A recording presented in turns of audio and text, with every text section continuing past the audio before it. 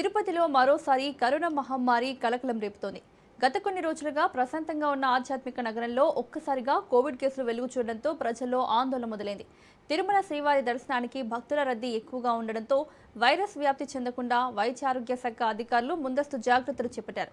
ప్రజల అప్రమత్తతతో కరోనాకు దూరంగా ఉండవచ్చునని చెబుతున్న రుయా జనరల్ హెచ్ఓడి ప్రొఫెసర్ తులసిరామ్తో మా ప్రతినిధి Narayana Reddy face to face.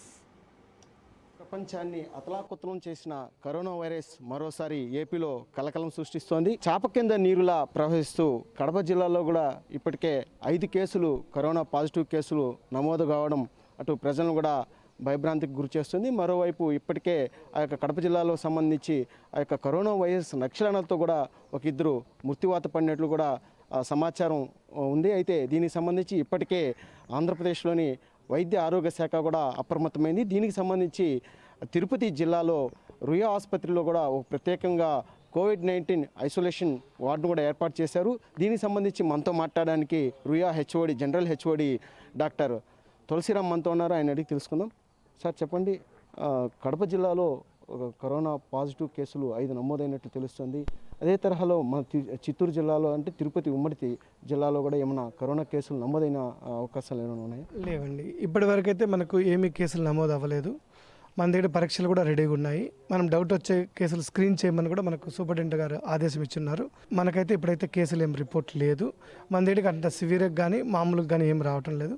ఓపీలకి మామూలుగా జనరల్ ఫీవర్స్ వస్తున్నాయి. అవన్నీ మనం పెట్టి ఫాలో అప్ అవుతున్నాం కాబట్టి 3 డేస్కి అవన్నీ తగ్గిపోతున్నాయి. సో ఇప్పటికైతే మన కేసెస్ ఏం రిపోర్ట్ అవ్వలేదండి. అలాంటి లక్షణాలు ఉండి సివియర్గా ఉండే కేసులు కూడా ఏం రావటం లేదండి. అంటే గతంలో జరిగిన కొన్ని అనుభవాల దృష్ట్యా అంటే గతంలో 11 మంది కూడా చనిపోవడం జరిగింది అండ్ ఆక్సిజన్ లేకుండా. అంటే ఇటీవల కాలంలో కూడా ఒక ఆక్సిజన్కి సంబంధించి ఏదైతే యూనిట్ ఉందో అది కూడా నిరుపయోగంగా ఉందని కూడా పెద్ద ఎత్తున కూడా వార్తలు వచ్చిన నేపథ్యంలో అంటే ఎట్లాంటి ముందస్తు జాగ్రత్తలు చేపట్టారు? ఇప్పుడు మనకు ఆక్సిజన్ యూనిట్లనే రన్ అవుతున్నాయండి. అది వాడటం లేదనేది ప్రజల భ్రమ. మనం అన్ని యూనిట్లు వాడుతున్నాము, కానీ ఏమంటే ఒక యూనిట్లు 2 యూనిట్ అనేది అవి వార్డ్స్ దగ్గర పెట్టున్నారు కాబట్టి అక్కడ యూసేజ్ తక్కువ ఉంటుంది.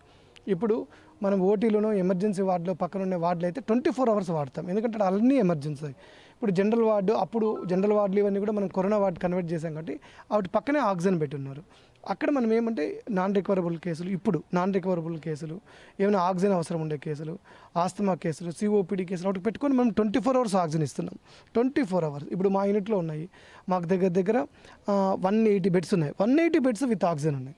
180 బెడ్కి మనకు ఆక్సిజన్ పెట్టాం కదా, అవసరం ఉండదు. 180లో మనం ఒక 20 మందికి ఏమైనా పెడతాం. ఆ 20 మందికి 24 అవర్స్ ఆక్సిజన్ వస్తుంది. అక్కడ ఆగిపోయేదా అనేది ఉండదు. ఆగిపోతుందంటే అలారం వస్తుంది.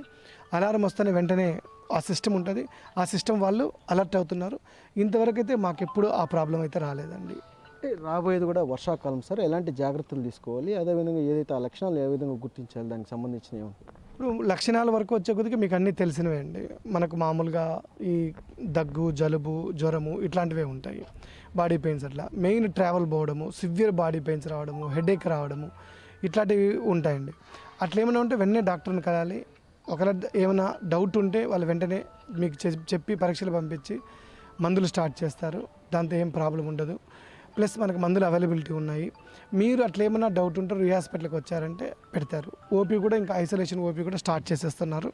అక్కడే పరీక్షలు చేస్తారు, అక్కడే ట్రీట్మెంట్ స్టార్ట్ చేసేస్తారు. 3 ఏళ్ల పాటు కంటి మీద కొనుక్కు లేకుండా చేసిన కరోనా మహమ్మారి నుంచి ప్రజలంతా అప్రమత్తంగా ఉండాలని, అయితే ఇప్పటికైతే ఆ పరిస్థితి జిల్లాలో ఎక్కడ కానీ ఒక కేసు కూడా నమోదు కాలేదని చెప్పి కూడా శ్రీ వెంకటేశ్వర రుయా హాస్పిటల్కి సంబంధించి హెచ్ఓడి డాక్టర్ తులసిరామ్ చెప్పడం జరిగింది. అయితే ఏదైతే కనీస జాగ్రత్తలు పాటిస్తే ఇట్లాంటి ఇబ్బందులు ఏవి ఉండవని చెప్పి, అదేవిధంగా ఏదైతే ముందస్తుగా కూడా వైద్య ఆరోగ్య శాఖ ఆదేశాల మేరకు ఇప్పటికే 15 బెడ్లు కూడా ఏర్పాటు చేశామని, అదేవిధంగా సఫిషియెంట్గా ఏదైతే ఆక్సిజన్ సంబంధించి 4 యూనిట్లు కూడా ఏర్పాటు చేశామని చెప్పి కూడా డాక్టర్ తులసిరామ్ చెప్పడం జరిగింది. అయితే పూర్తిగా ఏదైనా ఆ యొక్క లక్షణాలు ఏమైనా ఉంటే దగ్గు కానీ, జలుబు కానీ, జ్వరం కానీ, అదేవిధంగా ఏదైతే ఒళ్ళు నొప్పులు ఏదైనా ఉంటే వెంటనే డాక్టర్ని సంప్రదిస్తే ఆ యొక్క ఇబ్బందులు లేకుండా కూడా ముందస్తుగా గుర్తించే అవకాశం ఉంటుందని చెప్పి కూడా ఆయన చెప్పడం జరిగింది. కెమెరామెన్ రమణతో నారాయణ, రాజ్ న్యూస్, తిరుపతి.